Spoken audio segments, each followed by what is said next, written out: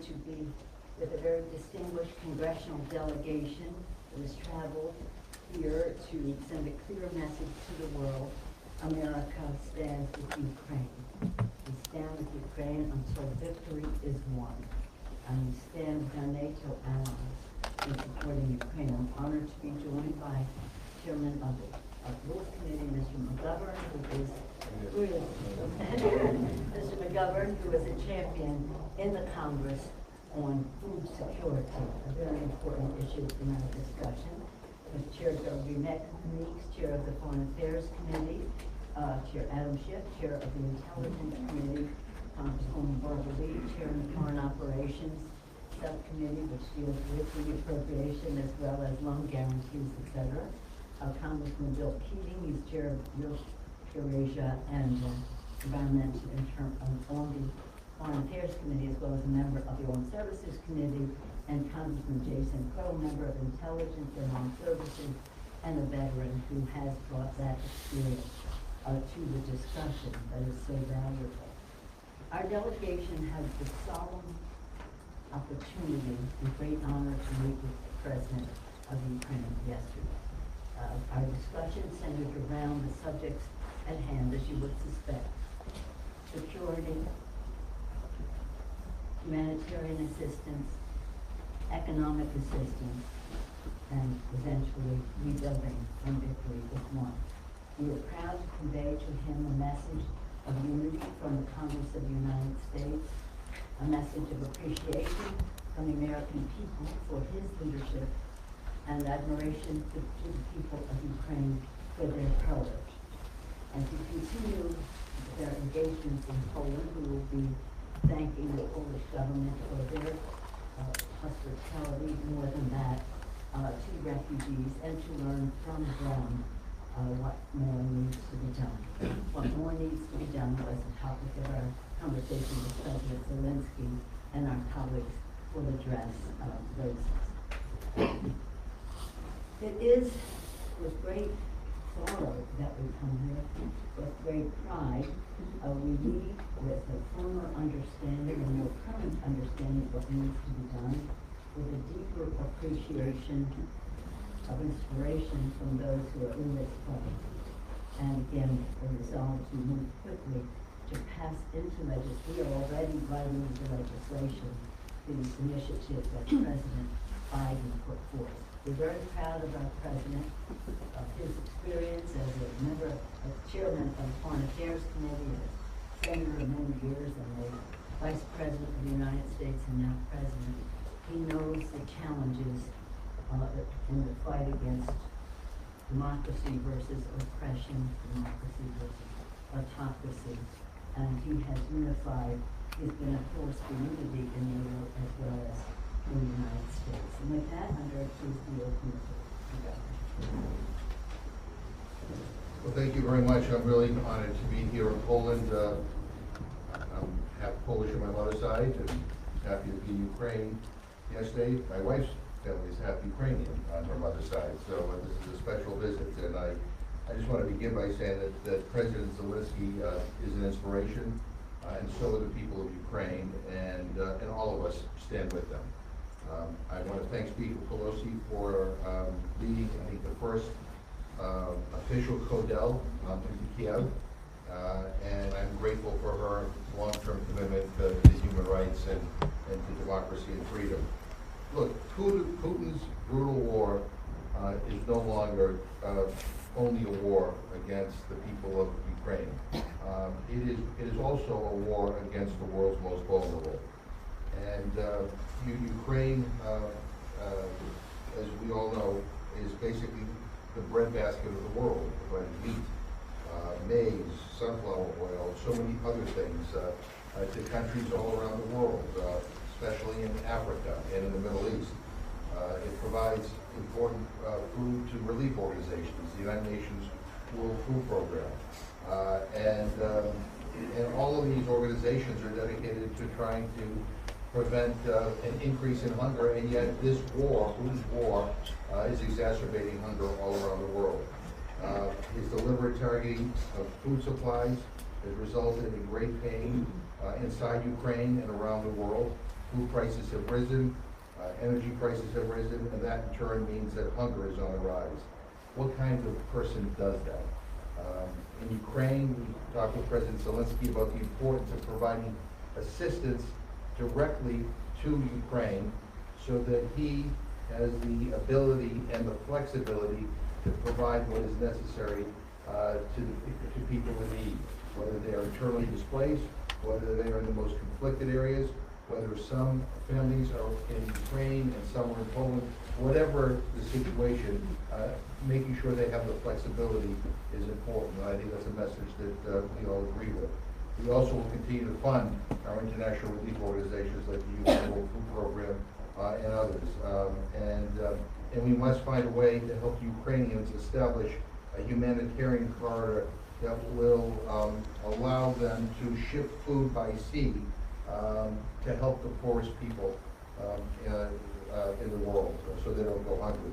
You know, our dear friend Chef Jose Andres, who is one of the leaders of World Central Kitchen, remarks all the time that food is love, and it's not a weapon of war.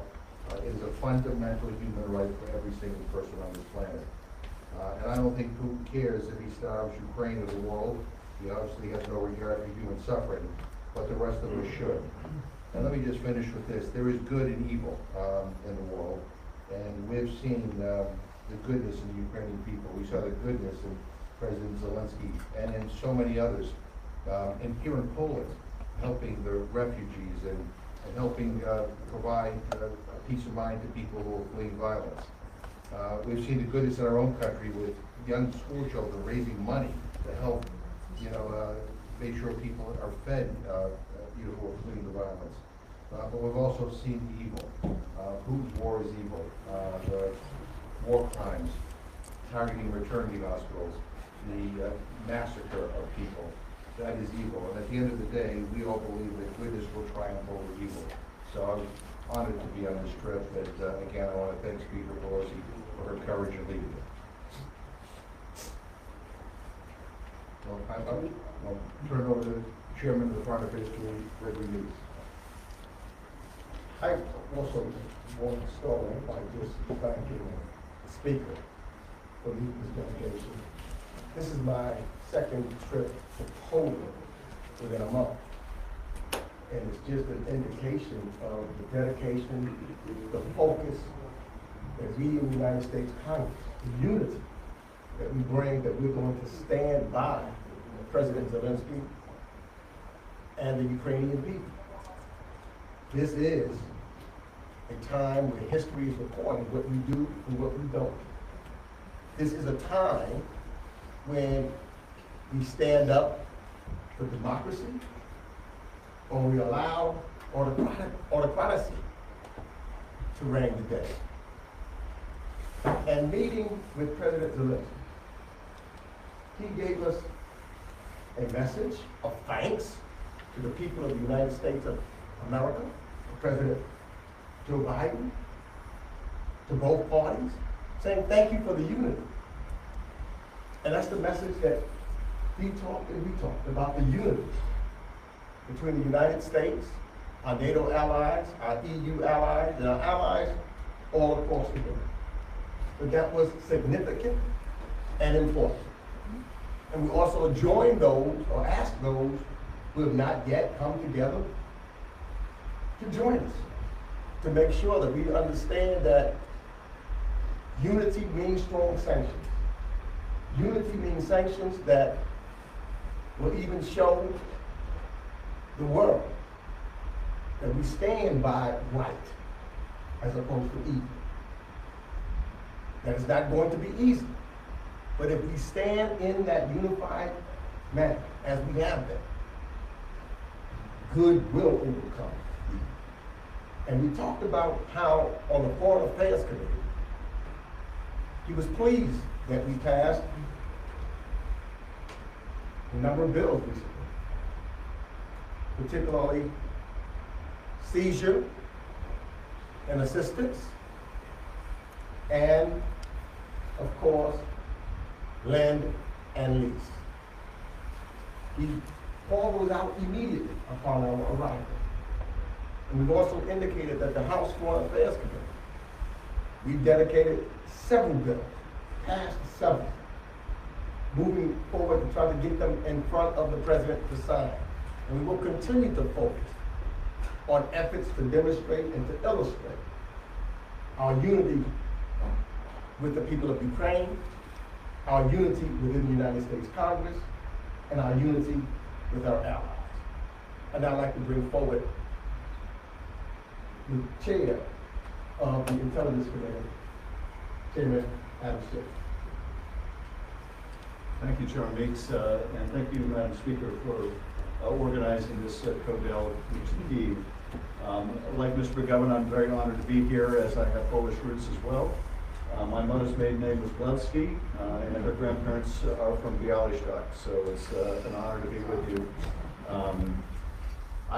Last night we had a 3-hour meeting with President Zelensky and his leadership team. We discussed sanctions and how we could strengthen them. We discussed weapons and how we could increase the supply so Ukraine could defend itself against Russian aggression. We discussed economic assistance and food assistance, humanitarian assistance, and what more we could do and the rest of the world could do to support Ukraine. This is a struggle of freedom against tyranny, and in that struggle, Ukraine is on the front lines. The whole freedom-loving world has an interest in the outcome of this war and ensuring that Ukraine is victorious. And we are determined to do everything in our power to make it so. On the intelligence community, we are particularly proud of the role that good intelligence has played in supporting our Ukrainian allies. Good intelligence prior to the war in disclosing Putin's plans and ambitions, in stripping away the pretext and demonstrating the naked aggression of this war by Russia. That intelligence cooperation goes on. We are determined to make sure that we provide good, timely information to Ukraine to allow it to defend itself. We are in awe of what Ukraine has been able to achieve and the courage of the Ukrainian people. And we expressed our gratitude to President Zelensky for his personal courage and that of all of his countrymen. It is really extraordinary. We are proud to stand shoulder to shoulder with Ukraine, and we will until victory is won. Thank you. And now, it is my great pleasure to introduce Representative Jason Crowe of Colorado, a member of the Armed Services Committee and a member of the Intelligence Committee. Thank you, Chairman Schiff. Thank you, Speaker Pelosi, for bringing this group together and leading this congressional delegation to Ukraine and to Poland. It's a pleasure to be back in Poland. I was here just a couple of weeks ago as well, checking on my beloved 82nd Airborne Division, where I started my public service career not too many years ago. But the people of Poland have been incredible friends and neighbors, not just to Ukraine, but to the United States. And it is an alliance and a friendship that is stronger than ever before. Also, thank you to President Zelensky and the Ukrainians for hosting us and inviting us and having a wonderful discussion and exchange of ideas yesterday as well. I came here as a member of the Intelligence Committee and the Armed Services Committee and as a combat veteran myself with 3 areas of focus: weapons, weapons, and weapons. We have to make sure the Ukrainians have what they need to win. What we have seen in the last 2 months is their ferocity, their intense pride, their ability to fight, and their ability to win, if they have the support to do so. So we had an exchange of ideas with President Zelensky and his senior leadership team about how we can best do that. How do we continue to get the ammunition to them to fuel the weapons they already have? How do we change the nature of our support and give them new and more advanced weaponry to meet the next phase of this battle? And how do we train the Ukrainian military and soldiers to use those new systems while they are also simultaneously fighting? We came up with a great exchange of ideas, and I look forward to returning to Washington to work with my colleagues to put those into action. But one thing is really clear that this delegation wanted to send, but also President Biden has made very clear with his most recent aid package request. It is a historic request that we're going to push hard in the United States Congress to help pass. And it sends a very simple message. We are not interested in stalemates. We are not interested in going back to the status quo. The United States of America is in this to win it. And we will stand with Ukraine until victory is won. Thank you. And now my pleasure to introduce my friend Barbara Lee from California. Thank you very much, Board. Let me first thank our speaker for her tremendous leadership and for her courage and for bringing this delegation together on behalf of the American people. As you all have heard, we stand with the Ukrainian people until freedom is won, until this war is won. And in fact, as chair of the Appropriations Subcommittee on State and Foreign Operations, we want to make sure that we send a signal to the Ukrainian people that our U.S. tax dollars are going to ensure that democracy prevails and that Ukraine prevails, the people of Ukraine. And in that context, we now, as you heard, are looking at moving forward with regard to the $33 billion request, which the President has put forward to support our military and security assistance for the Ukrainian people, for humanitarian assistance, for the United Nations agencies, for our Treasury Department, all of those agencies within our federal government that are moving forward to support the Ukrainian people in this very devastating bloodbath of Putin. This is a moment in history. It's a defining moment, quite frankly, whether or not the world goes forward with our democratic principles or moves backwards, which is what Putin is attempting to do, but that's not going to happen. We're going to do everything we can do within our power, and fortunately serving as the chair of this subcommittee, we have an opportunity to really drill down now with our partners in Ukraine and in Poland to make sure that the resources are targeted to ensuring that the light does outshine the darkness. And so I want to thank Speaker Pelosi once again. I want to thank all of our members and thank the Ukrainian people for showing us the strength and the resilience and what it means to fight, to make sure that freedom and that justice and that democracy prevails, and we are going to stay there until, as everyone has said and we have witnessed, that freedom is won. Thank you again, Mr. Next, let me bring forward now Mr. Keaton from Massachusetts, who serves on the House Foreign Affairs Committee. I just want to thank Speaker Pelosi for her leadership and once again making sure the world knows, as well as Ukraine knows and Poland knows, where the United States stand and importantly where they'll continue to stand. Yesterday on this side of the border, Councilman Lee and myself met with leaders with incredible courage. These were leaders who did not have military uniforms on. They were humanitarian leaders, international leaders, and leaders from Ukraine, who every single day are risking their lives to help other people.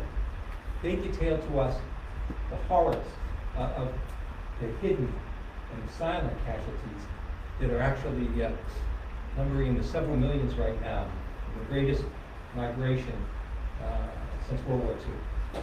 Their stories were appalling about the brutality that they were facing, Ukrainian people were facing. They told us about the war crimes and how important it is that they have the ability and we have the ability in the U.S. to document these war crimes. They told us about 15 years, girls, 15 to 24 years old, systematically being raped by Russian soldiers.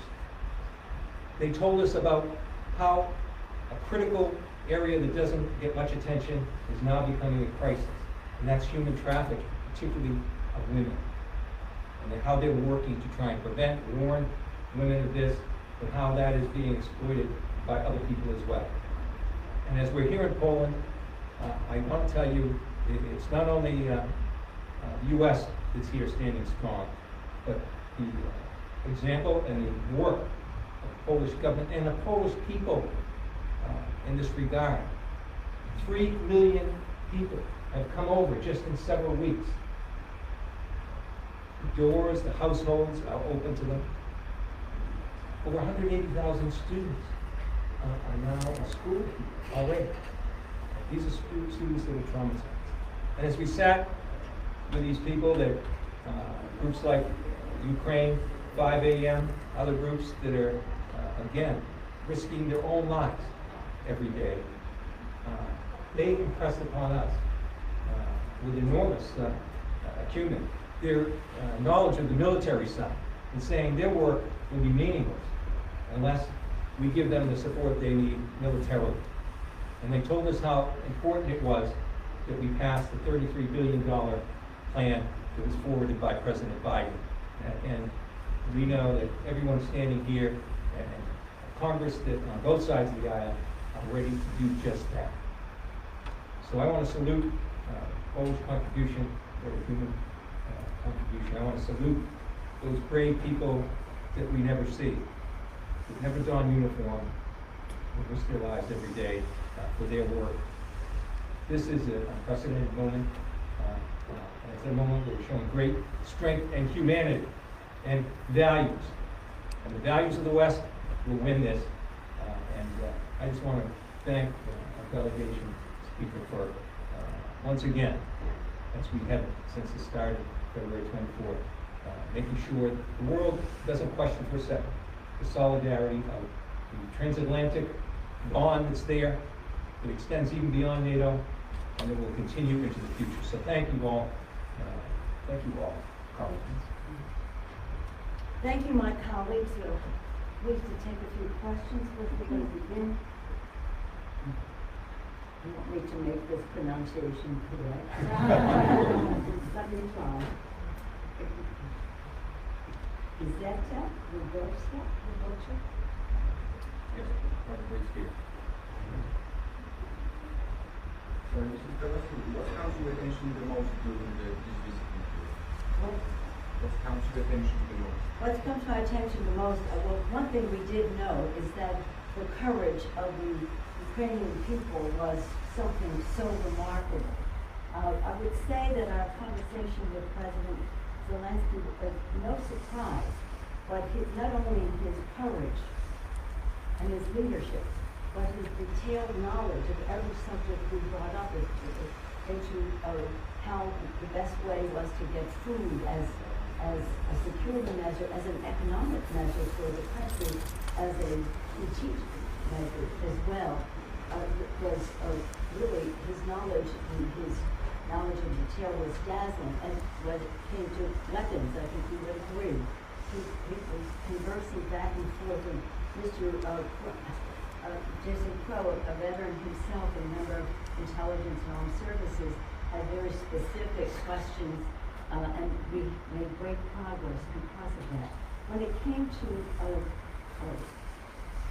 sanctions, which Mr. Lewis's committee largely, he had very positive suggestions to make and understood the refinement here and there. Now, I don't want to say that we were surprised that we understood that. It was dazzling, both from one subject to the next, and including intelligence, which is a very important part of our discussion and how we go forward. So it was a remarkable master class of leadership on the part of President Zelensky, and that's the most recent.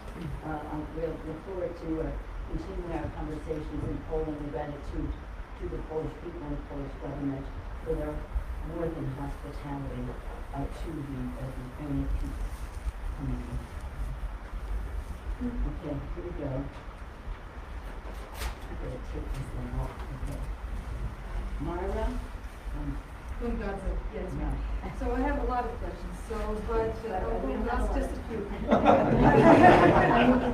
a lot of other Okay, questions. quick, do you have any timeline on the $300 billion and how fast it can be passed in the second?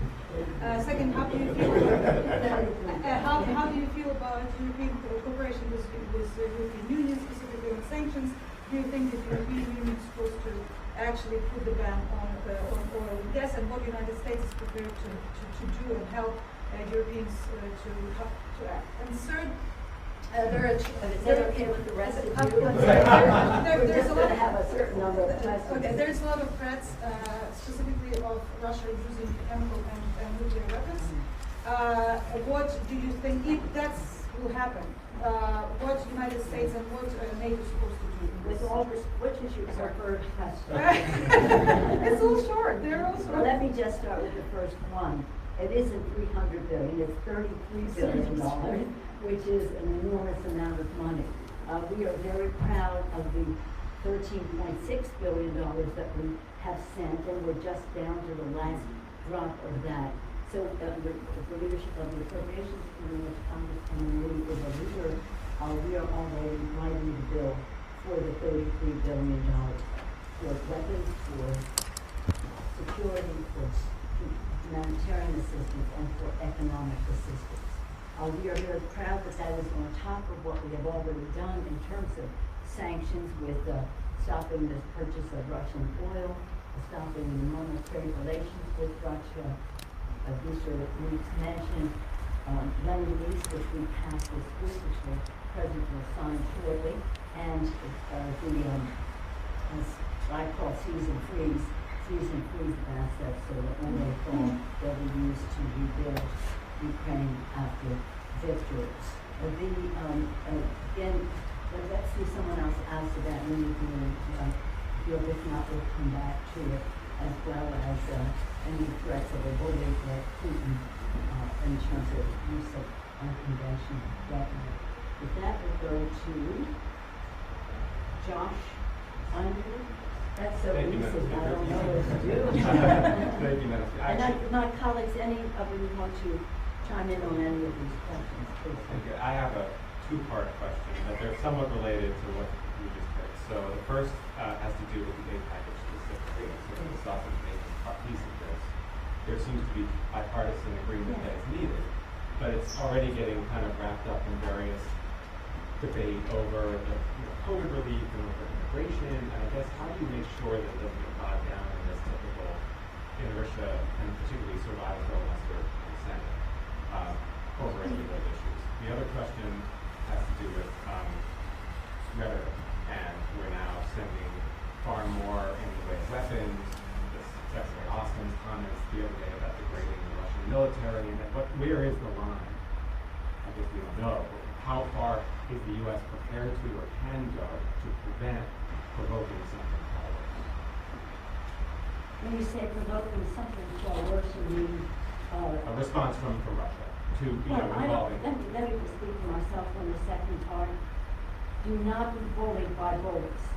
If they make you threats, you cannot back down. That's my view of it.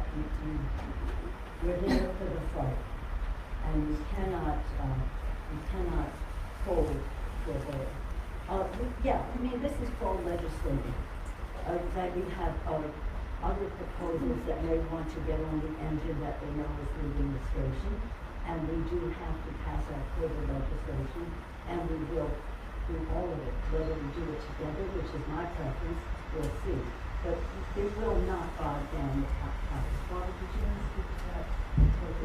Well, we're in the process, as the speaker said, of actually writing the bill right now. And the negotiations will take place, are taking place as we speak. But I think what's important is to recognize that the President has put forward the $33 billion, and so much of that is desperately needed now. We intend to, out of that, look at a little over $1.5 billion a month to help with the shortfall that the Ukrainian government is faced with. And so there are many components of this bill that require us to move very quickly. I mean, as the speaker said, we're negotiating, and that's how democracy works in America. And so we don't know what the outcome, but we certainly know that we're going to stand with the Ukrainian people. And so, any other comments on the bullies? On that subject of bullies and your question about potential escalation, let's not forget here that Russia invaded Ukraine. Ukraine's defending itself. And Russia seems to be saying if the United States, if the rest of the world dares defend Ukraine against its aggression, that it will escalate. We're going to defend Ukraine. And there is a great deal, obviously, at stake for the Ukrainian people more than the other people, but there's a great deal at stake for everyone. If Putin can succeed in invading his neighbors and get away with it, what is to lead us to believe that it will stop Ukraine? He He has obviously demonstrated his desires with Georgia, with Moldova, perhaps with the Baltics and elsewhere. Here in Poland, obviously, there are the most paramount concerns. And so this is first and foremost about Ukraine, but it's not only about Ukraine. It is about a dictator in the Kremlin making war like it is World War II all over again, with a massive invasion of his neighbor, and he must be stopped. And we're prepared to provide Ukraine with all the support necessary to stop him and to win this war. Well, no, you asked the question about whether or not what we're saying here is provocative. The reality is Putin has provoked all the things that we are talking about here today. As Adam Schiff pointed out, he's the one who illegally, in an unprovoked way, invaded Ukraine. And I think the better question is whether the world will hold him to account. Because he has crossed many lines. He has committed war crimes. He has targeted internment hospitals. He has engaged in mass killings, which we have now documented. And the United States and other countries around the world need to be supportive of preserving that evidence. And the question that should also be asked is whether the world will hold him to account for his war crimes. Because if we don't, the likelihood of him or somebody else doing the same thing increases. And so we want this war to end. We want the killing to stop. And again, the implications of this war are not just about what's happening to the people of Ukraine. As I pointed out, it's what's happening to the people of the world. I mean, he is exacerbating a hunger crisis on this planet. We all should be deeply concerned about that. And so, we need to hold him accountable once this is over with. I support the International Criminal Court holding him accountable. We ought to support them. But he's the one who provoked this. This is Putin's war, and what we are doing is we are standing up to the war. Let me just, and that goes with what the unity piece is. What Putin did not count on was us being unified. And he's seeing unity now like he never dreamt would happen. He thought that he could divide us. He hasn't been able to do that. He's utilized his Russian propaganda all around the world with misinformation, with the guys with the goal to divide us. It has not happened, and it will not happen. So when we're talking about sanctions, and yes, we're going to increase some, and we're going to bring it together, not just one nation, but all of us collectively. And we will review, and that's what we talked about also, what thus far have been successful, and what we need to do to put more pressure on. So nothing is going to decrease. Everything is going to increase. Pressure from the outside, pressure from the inside. There is nowhere for him to go. We're going to continue till he surrenders. Perhaps you, since you have spoken about this with the President and others, address the question about the unity of the NATO countries and what happens if Putin tries to do something unconventional in terms of weapons. But I think, Madam Speaker, you said it all. If he does anything in regard to unconventional weapons, dealing with anything like chemical weapons or any kind of strategical nukes, all bets are on. The Speaker just said, we're not going to back down to a bullet. He's not going to be able to, sometimes bullies keep talking, but if they cross, he's going to know he's going to have to face the consequences. He needs to know that. So there's no backsliding or backing up. That's not going to divide us. It will only bring us closer together to make sure that we repudiate him and stop his aggression. If I could just mention our allies. The European Union is in the process of what I term the mother of all sanctions. They are in the process of blocking Russian imports of gas and oil, the most crippling thing that Russia could ever see. And they're doing it in a methodical way so that the price doesn't spike and Putin doesn't profit in the interim. So that shouldn't be criticized. That's just common sense. That's great sacrifice by our allies, among so many other things. It affects their lives, what they're doing every day. They're doing the same in the U.S. And so we're as strong as we could ever be, I think, at any time, historically. When we had two countries that never joined World War II engaging on the effort themselves, like Switzerland and Sweden. When we have two nations that might choose on their own accord to join NATO very shortly. Next question is Martin. Martin. Martin. Thank you. Martin Francis. Madam Speaker, currently there are almost 5,000 US soldiers new displaced in Rzeszów.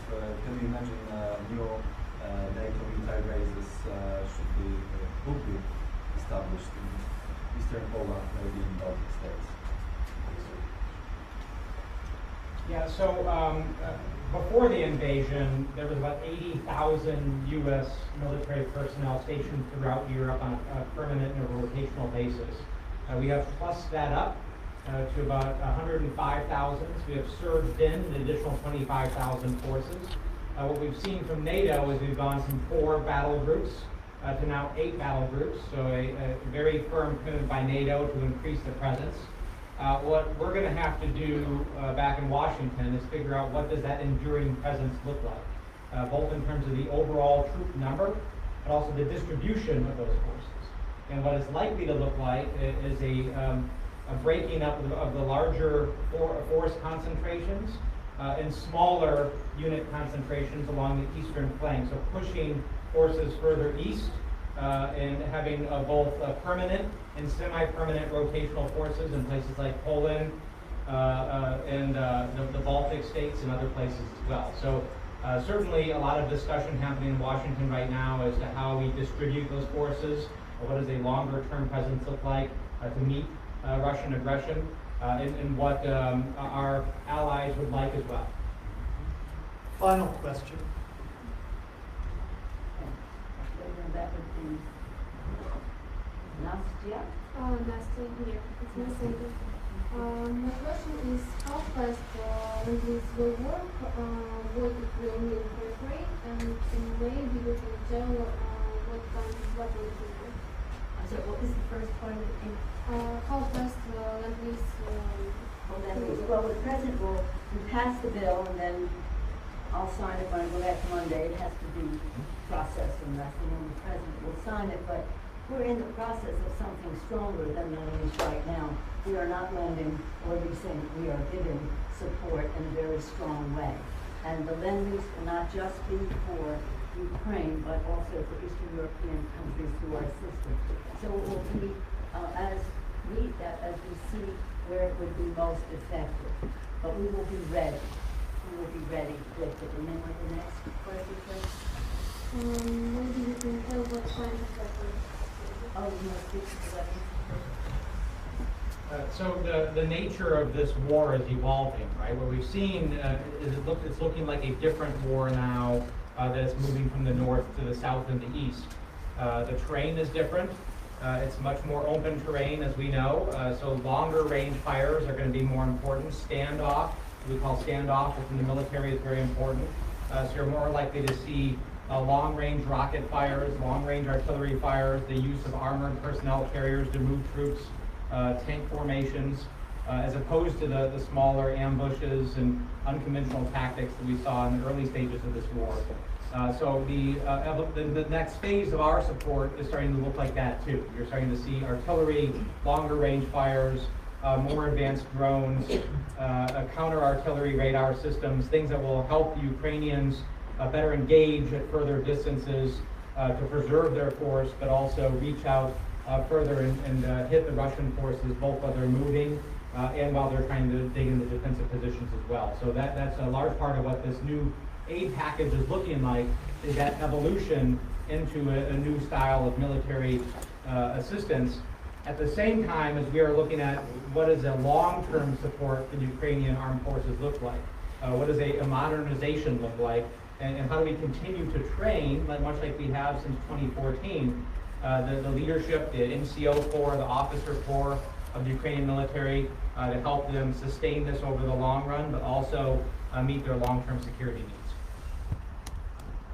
As I said at the beginning, we have a very distinguished delegation, as you can see, very knowledgeable in the issues that are of concern when it comes to Ukraine and how we can be most helpful from the standpoint of being unified with our NATO allies and others, as well as reflecting the enthusiasm of the American people. I'm very proud of our delegation. I think that the back and forth with the President was indicative of how ready we all are for this discussion on both sides of the table last evening. I myself want to just say that, as I said, I was very proud of him, and I want to just point your attention that in response to all of it we brought to the table, the President bestowed upon me, decorated me with the Order of Opa, the Duchess of the Third Degree. I accept this on behalf of the Congressional Democrats. It was a surprise, but I think it was a reflection of his appreciation for what the Congress has brought to the table. On a personal note, I was last in Poland right before COVID to visit Auschwitz with my colleagues in a bipartisan way for the 70th anniversary of liberation of Auschwitz, and had the chance to meet with the leadership of Poland at that time, and then with President Putin actually at the anniversary of the Battle of the Bulge, victory of the Battle of the Bulge. There are all kinds of ways that we come in contact with each other.